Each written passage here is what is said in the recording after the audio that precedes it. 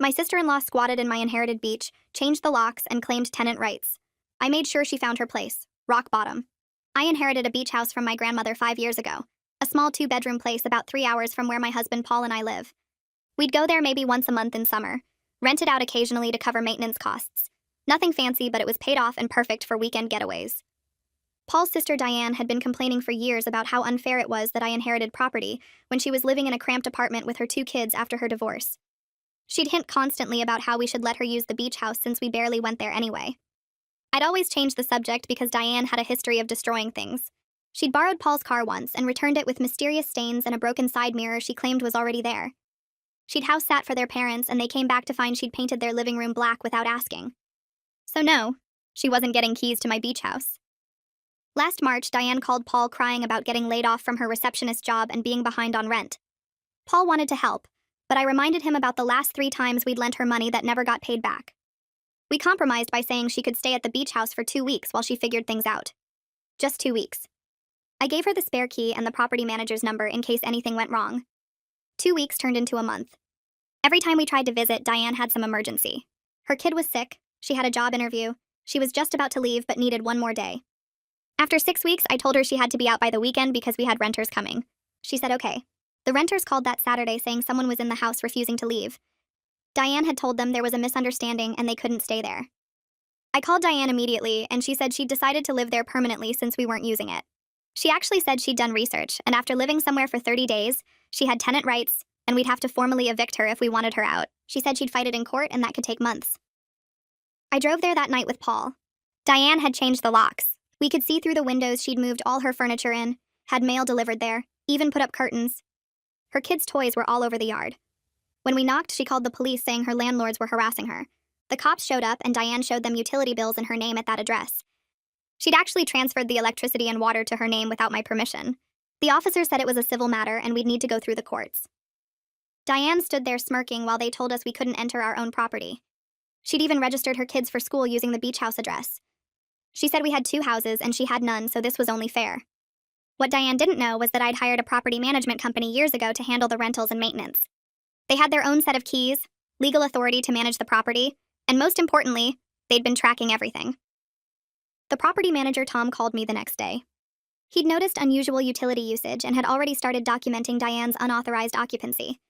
He'd taken photos of her moving in, had records of her never signing any rental agreement, and had been building a case since week 3 when he'd gotten suspicious. Tom had also discovered something interesting. Diane had filed for emergency housing assistance using the beach house address, claiming she'd been paying rent to me for 6 months. She'd forged rental receipts and submitted them to the county for aid. Tom had already contacted the housing authority about the discrepancy when they'd called to verify her tenancy. He told them she was not, and had never been a legal tenant. The housing authority investigator came out that week.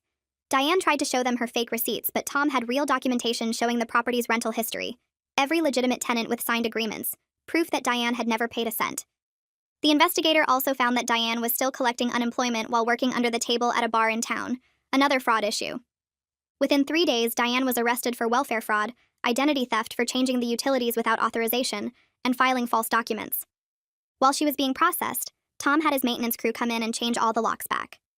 We removed all her belongings and put them in storage, sending her the location and giving her 30 days to collect them. Diane tried to come back after posting bail, but her key didn't work anymore. She stood on the lawn screaming that we'd illegally evicted her. The cops finally drove away and Diane stormed to her car, still yelling about how we'd stolen her home. Her face was red and twisted with rage as she yanked open the driver's door. I stood on the lawn shaking, my hands clenched so tight my nails dug into my palms. Tom called before Diane even pulled out of the driveway. He confirmed the locks were changed and all her stuff was in Unit 247 at Coastal Storage on Beach Road. I saved the address in my phone while watching Diane's taillights disappear down the street. My whole body felt like it was vibrating with leftover anger and this weird relief that made me want to cry. I texted Diane the storage information as soon as I got back to my car. I kept it simple, just the address and unit number, then added that state law gave her 30 days to collect everything before the facility could auction it. My finger hovered over the send button for maybe 3 seconds before I pressed it. Her response came back in under a minute.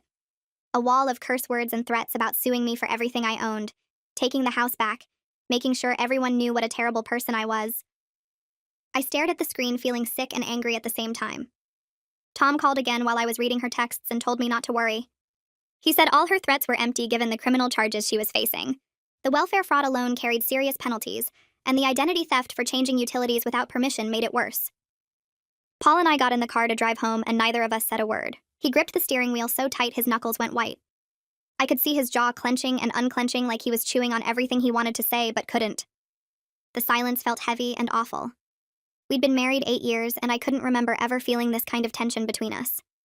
3 hours of driving through the dark with nothing but the sound of tires on asphalt and our own breathing. When we finally pulled into our driveway, Paul went straight to his office without looking at me. I heard him shut the door, and then his voice came through, tight and defensive. He was talking to his mom, Jacqueline. I couldn't make out the words, but I knew that tone. He was trying to explain what happened, trying to justify why we'd done what we did. An hour later, my phone rang with Jacqueline's number. I almost didn't answer, but I knew avoiding her would just make things worse. She was crying before I even said hello. She begged me to drop the charges against Diane. Her voice was shaky and desperate as she kept saying Diane was just in a bad place. She'd made mistakes, but she was trying her best. I felt my jaw tighten as I listened to her make excuses. When she finally stopped talking, I told her that welfare fraud wasn't a mistake. Identity theft wasn't a mistake. Those were crimes that Diane chose to commit. Jacqueline started crying harder and said I was being cruel, that Diane had nowhere to go now. I reminded her that Diane had an apartment before she decided to squat in my house. She'd had options, and she'd chosen to break the law instead. Jacqueline hung up on me, and I sat there staring at my phone feeling like the worst person alive, even though I knew I was right. The next morning, Diane's public defender called my cell at 8:30. His name was Philip McCoy, and he had this smooth voice like he was trying to sell me something. He wanted to meet and discuss what he kept calling a family misunderstanding. He said we could resolve everything without further legal action if we just sat down and talked it through. I told him to hold on and called Andre Langley, my attorney, on three-way. Andre's voice cut through Philip's smooth talk like a knife. He shut down every suggestion that I should drop charges or let Diane avoid what was coming. Philip tried to paint it as a family matter that got out of hand, but Andre wasn't having it. He laid out exactly what Diane had done: the forged documents, the fraud, the systematic lies. Philip's voice got quieter as Andre talked, and by the end of the call, he said he'd be in touch and hung up fast. Andre called me back right after to explain something important. Even if I wanted to drop charges, which I didn't, the welfare fraud case belonged to the state now. Diane had defrauded government programs, and the county prosecutor, Michaela Berry, was the one handling it. Andre said Berry had a reputation for going hard on fraud cases, especially when someone was collecting benefits while working under the table. He told me Berry had zero interest in plea deals for people who systematically stole from taxpayers. The case was moving forward whether I participated or not, though my testimony would help. I felt this strange mix of relief and guilt, knowing it was out of my hands now. Paul's phone started ringing that afternoon and didn't stop. His sister, his cousins, his aunt, his uncle, all calling to tell him he was letting his wife destroy Diane's life. I could hear him trying to explain through the wall, his voice getting louder and more frustrated with each call. Finally, he just turned his phone completely off and came to find me in the kitchen. He put his arms around me and said he supported me completely, that I'd done the right thing. But I could see it in his eyes, that guilt eating away at him. His sister was facing jail time, and his whole family blamed him for not stopping me. He held me tight, and I held him back, but we both knew this was going to get worse before it got better. 3 days after the arrest, Diane made bail. Jacqueline and Paul's dad had scraped together the money somehow. Within an hour of getting out, Diane was on social media posting about how I'd stolen her home. She wrote this long thing about being a struggling single mom just trying to survive, about how her evil sister-in-law had her arrested for trying to keep a roof over her kids' heads. She made it sound like I'd kicked a homeless woman and her children onto the street for no reason. Paul's extended family started commenting and taking sides. Some defended Diane, others stayed quiet. A few actually said she'd brought it on herself. I watched the comments multiply and felt sick. Our private family mess was now public entertainment. Paul's uncle left me a voicemail that same day. I didn't recognize the number, so I let it go to voicemail and listened after. His voice was mean and sharp as he called me a heartless bitch who was putting 2 innocent kids on the street. He said I should be ashamed of myself, that I had 2 houses and couldn't spare one for family in need. He went on for almost 2 minutes about how I was destroying the family and how Paul should have married someone with compassion. I saved the voicemail and sent it to Andre. He told me to keep any evidence of harassment because if this got worse, we might need restraining orders. The idea that it could get even worse than this made my stomach hurt. Tom emailed me photos later that week showing the inside of the beach house after Diane left. She'd painted 2 walls this dark purple color without asking, just went ahead and did it like the house was hers. The bathroom mirror was smashed, big cracks spreading across it like a spider web. Trash was piled in corners, Old food containers and kids' toys scattered everywhere. Tom had hired a professional cleaning crew and sent me the bill. $800 to get the place back to rentable condition. I stared at the photos, feeling this cold anger settle in my chest. She'd treated my grandmother's house like garbage, damaged it on purpose maybe, and now expected sympathy for facing consequences. Andre sent a formal invoice to Diane's public defender 3 days after we got the beach house back.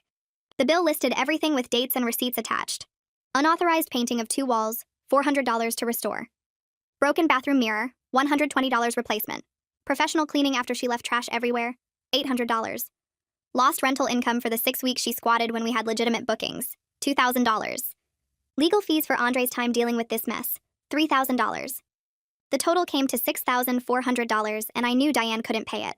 She could barely make rent before losing her job. But Andre said we needed the paper trail, needed everything documented in case this went to civil court later. He sent it certified mail so there'd be proof she received it. Michaela Berry's office called me the following week. The prosecutor wanted a formal interview about the timeline and Diane's fake rental receipts. I drove to the county courthouse with Tom and brought 3 folders of documentation. Tom had printed everything: rental agreements from the past 5 years showing every legitimate tenant, payment records, maintenance logs, photos of the property before and after each rental.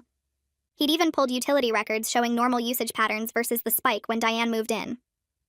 I sat across from Michaela in her small office with fluorescent lights buzzing overhead and went through it all. She took notes on a yellow legal pad, asked specific questions about dates and amounts. I showed her the emails where Diane kept making excuses about leaving, the texts where she finally admitted she planned to stay permanently. Tom pulled out the forged receipts Diane had submitted to the housing authority, side by side with real receipts from actual tenants. The forgeries were obvious once you knew what to look for. Wrong font, wrong format, amounts that didn't match any legitimate rental periods. Michaela leaned back in her chair and told me something I didn't know. Diane had collected $3,200 in emergency housing assistance based on those fake receipts. She'd told the county she was paying me $900 a month for 6 months, showed them her forged proof, and they'd given her money meant for people actually struggling with rent. Plus, she'd been collecting unemployment the whole time while working at Murphy's Bar for cash under the table. The bartender there had already confirmed it to investigators. Diane was getting paid $200 a week in cash, no taxes, no records, while telling the state she couldn't find work. Michaela said the fraud charges were way more serious than I'd realized. This wasn't just about squatting in my beach house. Diane had systematically stolen from government programs designed to help people in real need. Paul and I had our first real fight that night. We'd been home maybe 20 minutes when he brought it up. He was standing in the kitchen making coffee and asked if maybe we could help Diane pay back the housing assistance to reduce her charges. I was loading the dishwasher and my hands froze on a plate. I asked him if he was serious right now. He said she's still his sister and the kids didn't deserve to see their mom go to jail. I slammed the dishwasher shut and lost it. I reminded him about every single time she'd used us. The $3,000 we lent her 2 years ago that never came back. The car she borrowed and returned destroyed. The times she'd promised to change and never did. I told him she'd committed actual crimes, multiple felonies, and stolen from programs meant for people who really needed help. He stood there with the coffee pot in his hand, looking miserable. Finally, he admitted he knew I was right, but watching his sister destroy herself was killing him. We didn't talk much the rest of the night. Jacqueline showed up at our house 3 days later without calling first. I opened the door, and she was standing there in her church clothes looking like she'd been crying. She asked if she could come in. I let her because what else was I supposed to do? She sat on our couch twisting a tissue in her hands and begged me to talk to the prosecutor about a plea deal that would keep Diane out of jail. She kept saying, "What about the kids? What about Marilyn and Luke? They need their mother." I stayed standing because sitting felt too much like this was a normal visit. I told her Diane should have thought about her kids before committing multiple felonies.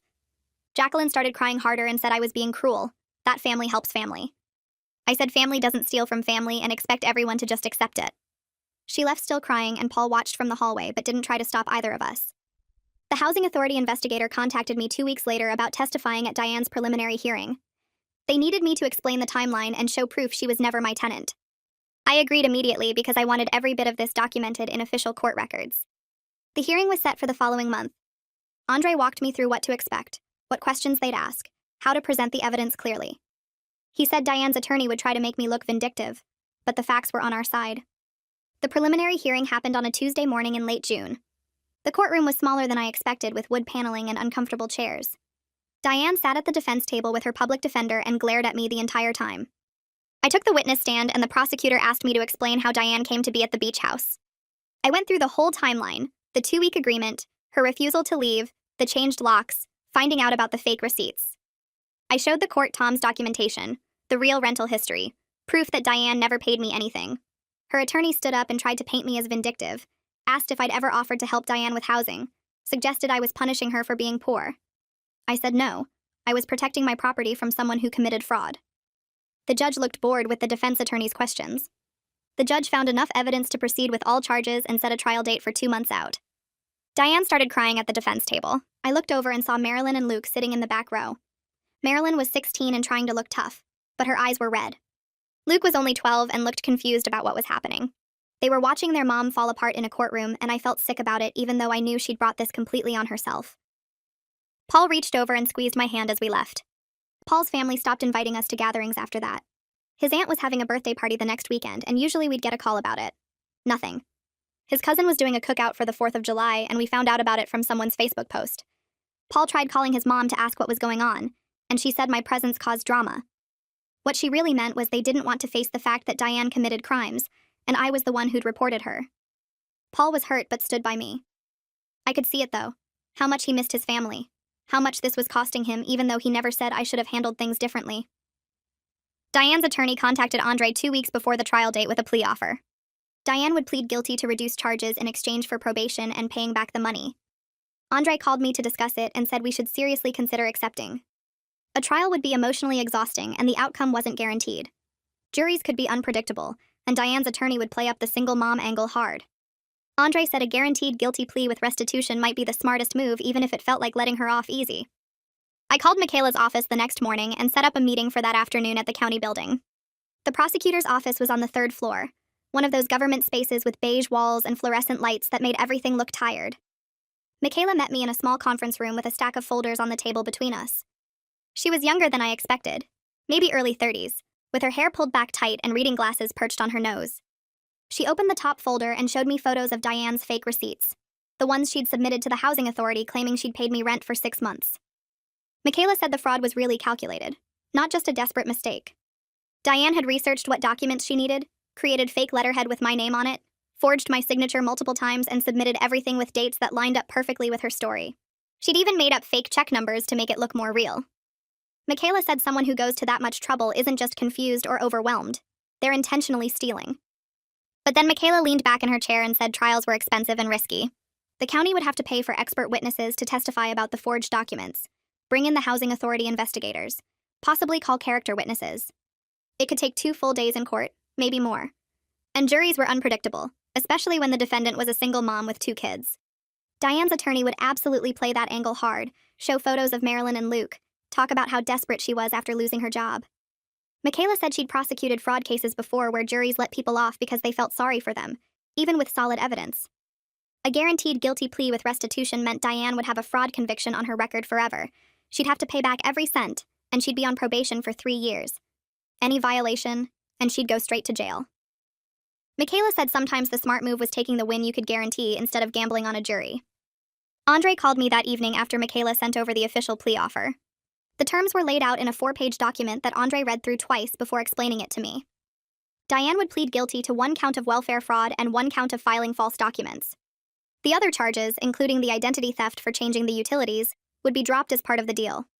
She'd have to pay back the full $3,200 in housing assistance she'd fraudulently received, plus penalties and court costs that brought the total to around $4,800. 200 hours of community service had to be completed within 18 months.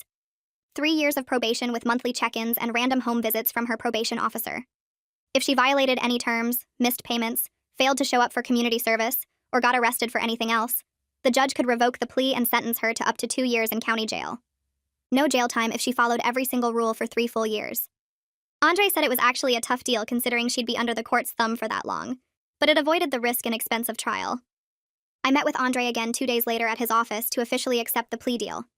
He had me sign paperwork agreeing to the terms and confirming I understood that Diane wouldn't serve jail time unless she violated probation. I asked him if a fraud conviction would really follow her around like he'd said before. Andre pulled up his computer and showed me how background checks worked. Any employer, landlord, or bank that ran a criminal background check would see 2 fraud convictions on her record. She'd have to check the box on job applications, asking if she'd ever been convicted of a crime.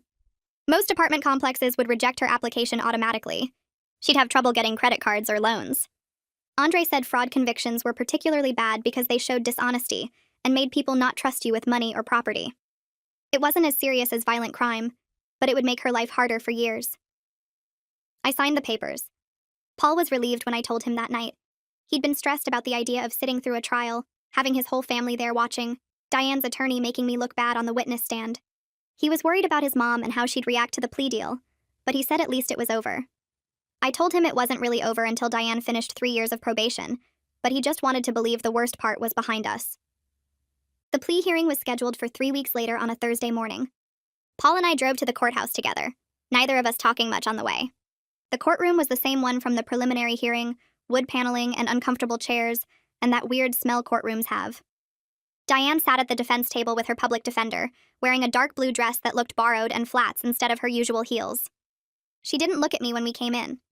Michaela was already there shuffling through papers at the prosecutor's table. The judge came in and everyone stood up, then sat back down when he told us to. The judge asked Diane to stand and state her full name for the record. She stood up slowly and said her name so quietly the judge had to ask her to repeat it louder. Then he went through the charges one by one, asking if she understood what she was pleading guilty to. For the welfare fraud charge, he made her admit out loud that she'd filed false documents claiming she'd paid rent when she hadn't, that she'd received $3,200 in government assistance she wasn't entitled to, and that she'd done this knowingly and intentionally. Diane's voice shook when she said yes. For the filing false documents charge, the judge made her admit she'd forged receipts with my name and signature, that she'd created fake rental payment records, and that she'd submitted these to a government agency knowing they were false. Diane started crying halfway through, but the judge didn't stop.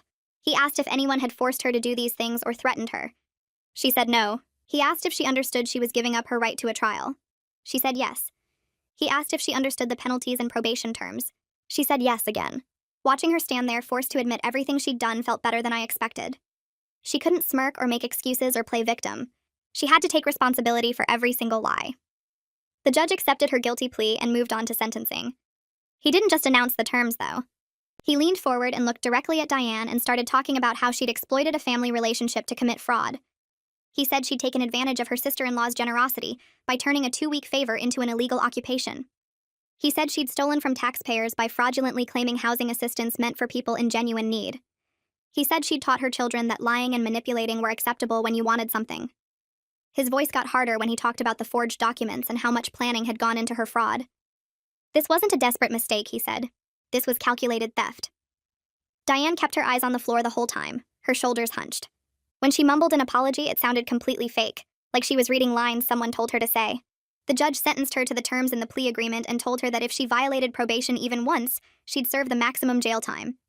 Then he dismissed her and moved on to the next case like she didn't matter anymore. Outside the courtroom, Diane's attorney approached Andre while we were waiting for the elevator. He said Diane wanted to apologize to me personally as part of taking responsibility for what she'd done. Andre looked at me and I shook my head immediately. I told Andre absolutely not. I didn't want to hear anything from Diane, and any communication needed to go through lawyers. Her attorney tried to say it would help with her rehabilitation or something, but Andre shut him down. He said his client had made her position clear, and Diane needed to respect that boundary. We got in the elevator and left. Paul squeezed my hand but didn't say anything. I felt relieved and exhausted and still angry all at the same time.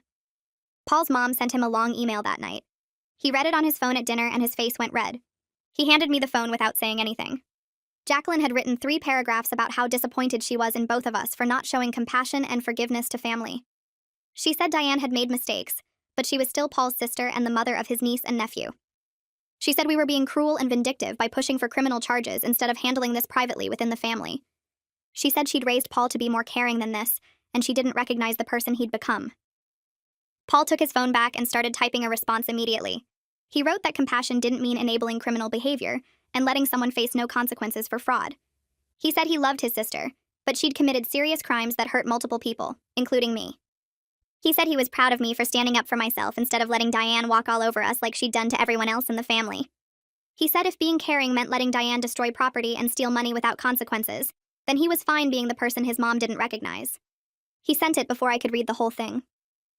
2 weeks passed and I got a certified letter from the storage facility where we'd moved Diane's belongings. The letter said the 30-day deadline for her to collect her stuff was in 3 days, and if she didn't show up, they'd auction everything per their policy. I called Tom immediately and asked him to go photograph everything in the unit before the deadline. He drove over that afternoon and sent me pictures of furniture, boxes of clothes, kids' toys, kitchen stuff, all of it sitting in a 10 by 10 storage unit. He took photos of the notice taped to the unit door showing the deadline date. He photographed the lock and the unit number and got a written statement from the facility manager confirming when the deadline was and what would happen if Diane didn't collect her things. I saved everything in a folder on my computer. Day 31 came and Diane still hadn't picked up her stuff. The storage facility called me since I was the one who'd rented the unit and paid the first month. They said they'd be auctioning the contents that weekend per state law. I said okay, and asked them to send me documentation of the auction. I felt guilty thinking about Marilyn and Luke losing their toys and clothes and whatever else was in there. Those kids didn't do anything wrong. But Andre had told me multiple times that I'd followed the law exactly, given proper notice, paid for storage, and it wasn't my fault if Diane chose not to collect her belongings. I'd done more than I was legally required to do.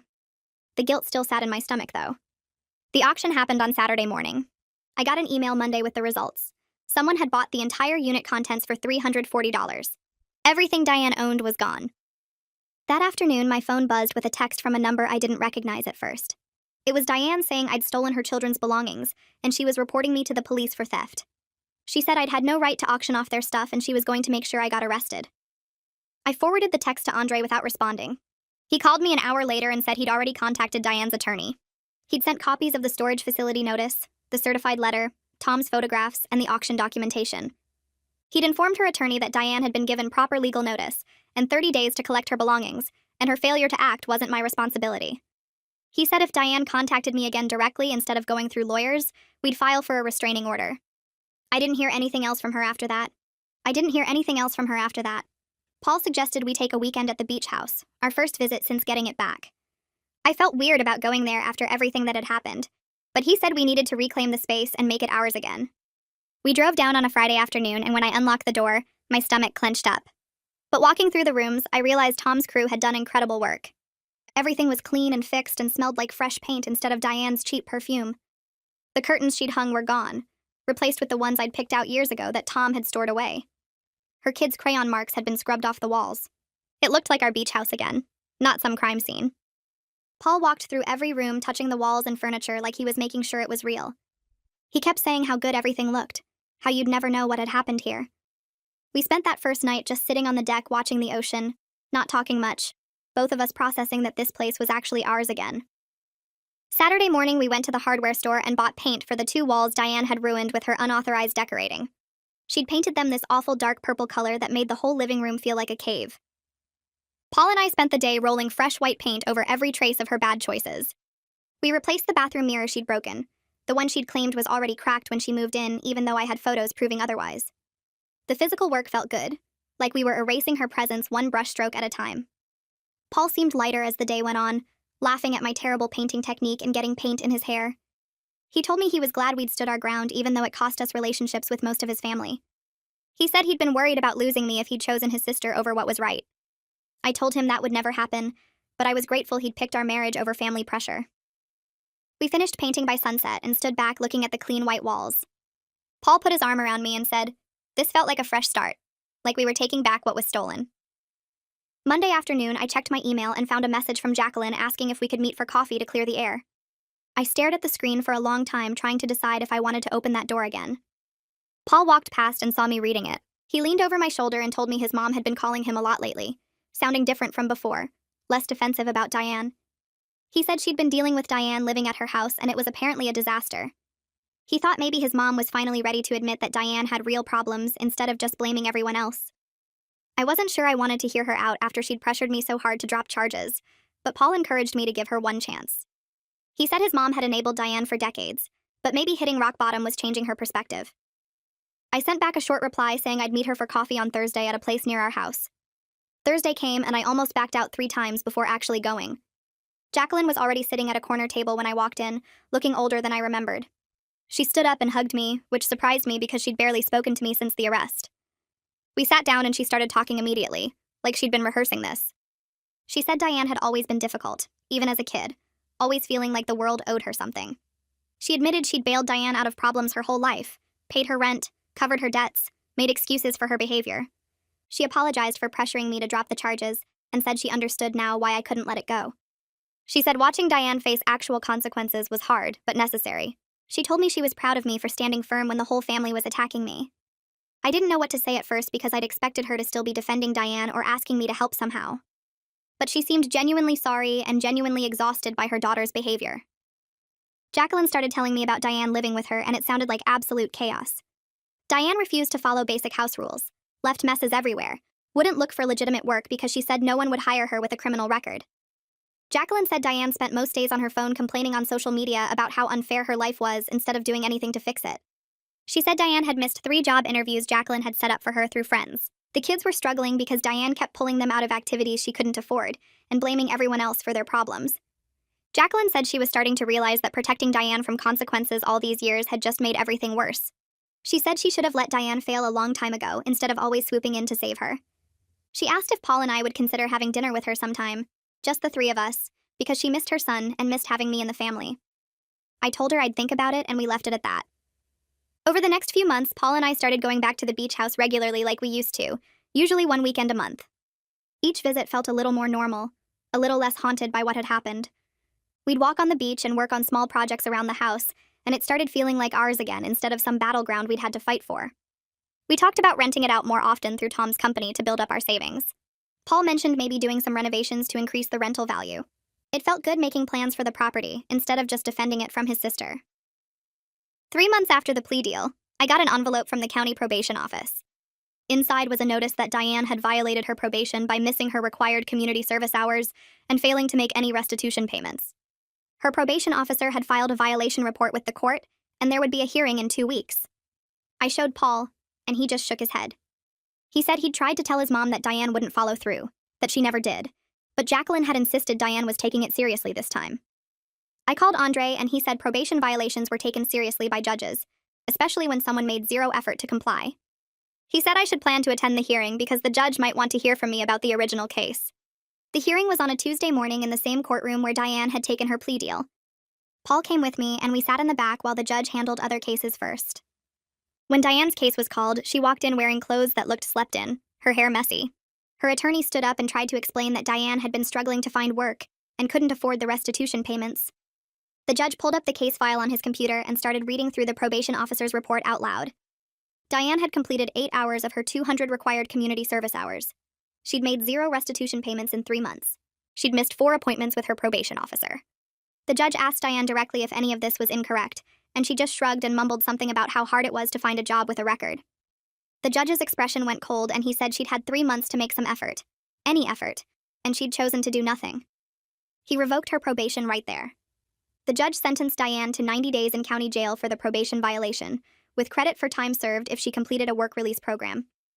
Diane started crying and saying she had kids to take care of, that she couldn't go to jail. The judge said she should have thought about that before ignoring every term of her probation. He told the bailiff to take her into custody, and Diane looked back at Paul with this desperate expression like he was supposed to save her. Paul looked away. 2 officers came forward and put handcuffs on Diane while she cried. They led her through a side door and she was gone. Paul and I sat there for a minute in the empty courtroom. He asked me if I felt bad watching her get taken away, and I told him the truth, that it felt sad but I didn't regret anything. She'd had every chance to follow the rules and she'd chosen not to. That night, Paul's phone exploded with messages from his family. His uncle sent a long text saying this was all my fault, that if I'd just dropped everything from the beginning, Diane would be fine.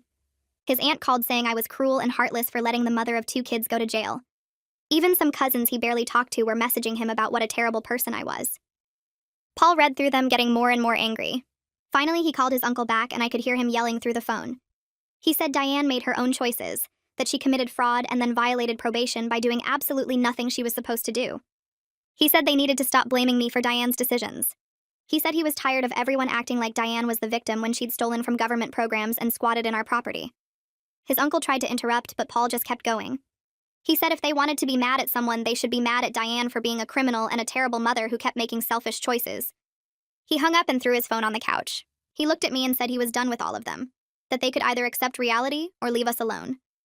I'd never seen him that angry at his own family before, and part of me felt guilty for causing this rift. But mostly I just felt relieved that he finally stood up to them. A few days after Diane got taken away, Paul's phone rang while we were eating dinner. He looked at the screen and mouthed "my mom" before walking into the other room to answer. I could hear his voice through the wall but couldn't make out the words. He came back 20 minutes later looking tired and said his mom wanted to talk to me.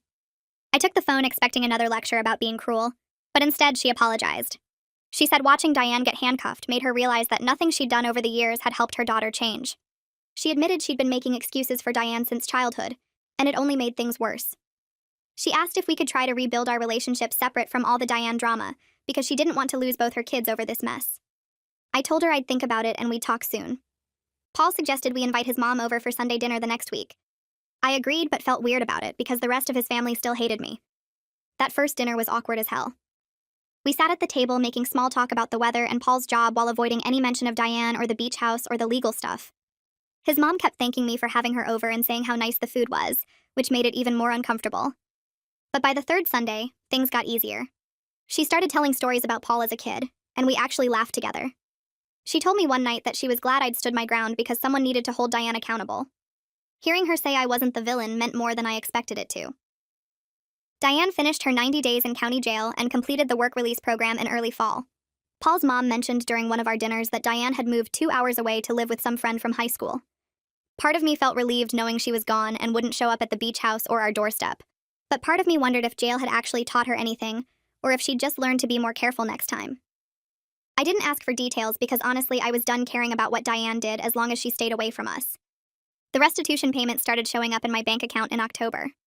$50 deposited on the 15th of every month, automatically taken from Diane's paychecks through a court order. It wasn't much money and wouldn't cover everything she'd cost us, but seeing that deposit each month felt important. It meant the system was working and she was being held responsible for what she'd done. Paul said it was petty to care about $50 a month, but I told him it wasn't about the money, it was about the principle. Our anniversary fell in November, and we decided to spend the weekend at the beach house. We hadn't been there since getting it back except for quick trips to check on repairs. Walking through the door felt strange at first because I kept expecting to see Diane's stuff everywhere, or find some new problem she'd caused. But Tom's crew had done an amazing job cleaning and fixing everything. The walls were repainted, the broken mirror replaced, and it smelled clean instead of like stale cigarettes and old food. We spent Saturday walking on the beach and Sunday morning drinking coffee on the deck. For the first time since this whole nightmare started, I could actually relax there. The house felt like ours again instead of a crime scene we had to reclaim. I got a Facebook message request from someone named Marilyn in December. When I opened it, I realized it was Diane's daughter who was 16 now. She wrote a long message apologizing for her mom's behavior and thanking me for not pushing for charges that would have given Diane a longer sentence. She said she knew what her mom did was wrong and she was sorry I got dragged into their family mess. Reading it made my chest tight because this kid had done nothing wrong but was stuck dealing with the consequences of her mom's choices.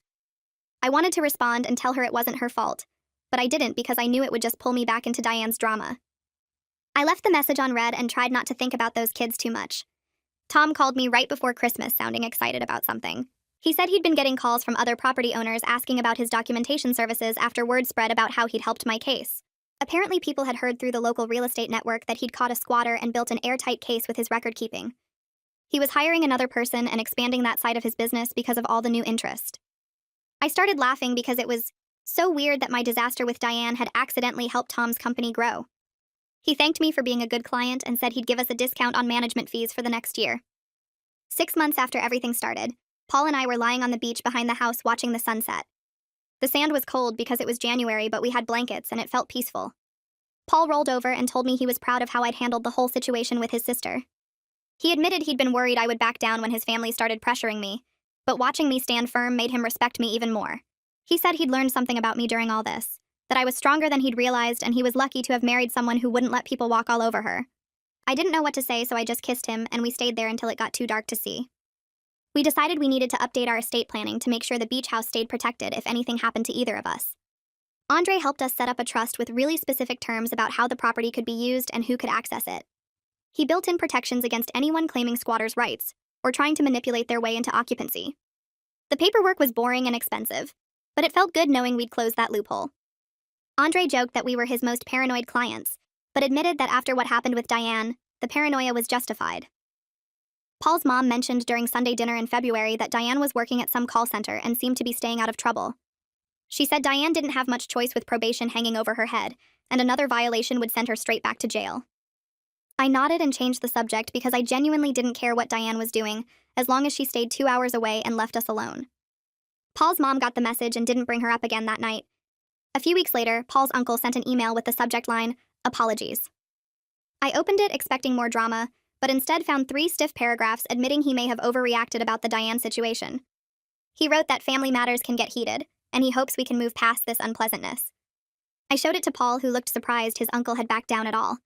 I replied, keeping it short, saying I accepted the apology but needed him to understand that disrespecting me wasn't something I'd tolerate again. Paul squeezed my shoulder and told me he was proud of how I'd handled it without being petty. The email felt like another small victory, proof that standing firm actually worked. Thanksgiving rolled around and we decided to host at our house instead of going to Jacqueline's like usual. We invited her and a few of Paul's cousins who'd stayed neutral during everything with Diane. 8 people showed up instead of the usual 25, but the atmosphere felt completely different. Nobody was walking on eggshells or pretending everything was fine. Paul's cousin made a joke about how nice it was to have drama-free mashed potatoes, and everyone laughed. Jacqueline brought her famous apple pie and hugged me tight when she arrived, whispering thank you for not shutting her out. We ate and talked about normal things like jobs and upcoming vacations. Paul looked more relaxed than he had in months, joking with his cousins without that tense edge in his voice. After everyone left, we cleaned up together, and he told me this was the best Thanksgiving he'd had in years, because it felt genuine instead of obligatory. The first week of December, a letter arrived from the county with official seals all over it. My stomach dropped thinking it was more legal trouble, but when I opened it, I found a notice that Diane had completed all 200 hours of her community service and was current on her restitution payments. The letter confirmed she was in compliance with all terms of her probation. I read it twice to make sure I understood correctly. Tom had told me most people violated probation at least once, but Diane was actually following through. I filed the letter in the folder with all the other legal documents from this mess. It felt like official closure, confirmation that the system had worked even if it took almost a year from start to finish. Paul came home and I showed him the letter. He seemed relieved but also sad, mentioning he never thought his sister would end up with a criminal record. That weekend we drove to the beach house with paint samples and bathroom fixture catalogs. We'd been talking about renovating the bathroom since it still had the original fixtures from when my grandmother owned the place. The shower was tiny and the tile was cracked in several spots. We spent Saturday measuring everything and looking at different vanity options online. Paul wanted a walk-in shower and I agreed since it would increase the property value. We picked out new tile that looked like weathered wood and found a contractor who could start work in January.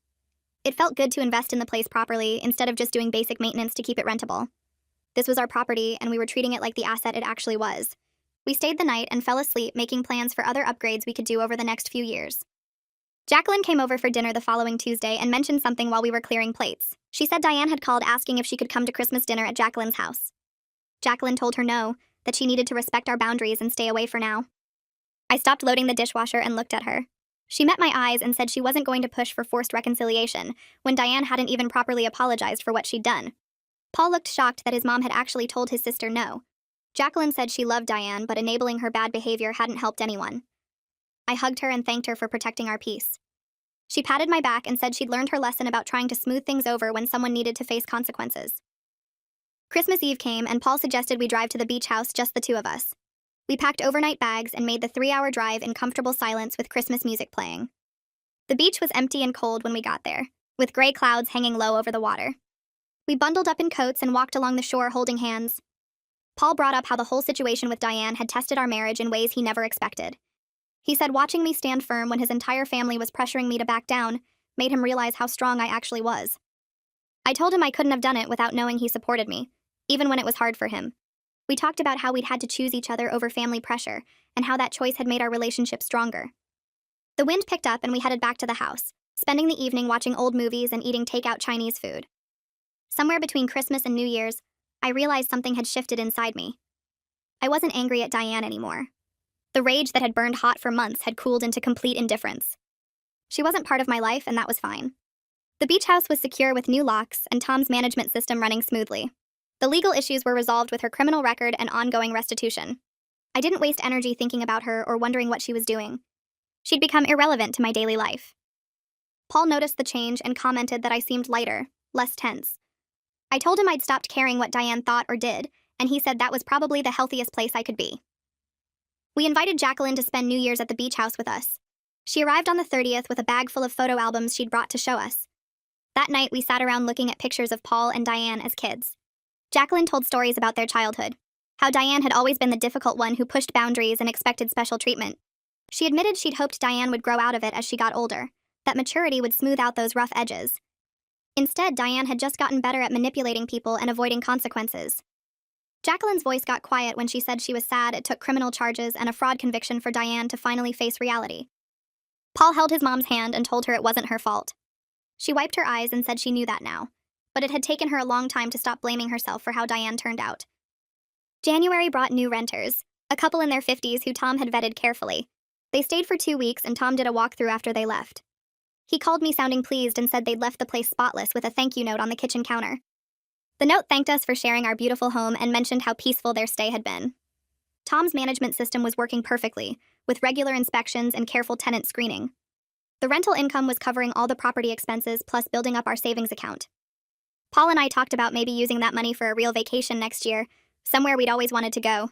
The beach house had gone from being a source of stress and conflict to actually generating income and giving us options. Paul's phone buzzed during dinner on a Wednesday in mid-January. He glanced at it and his expression changed. He showed me the screen where a text from Diane asked if they could meet for coffee. Just those words, nothing else. Paul looked at me and asked what I thought he should do. I took a breath and told him it was completely his decision, but I wasn't interested in any relationship with her.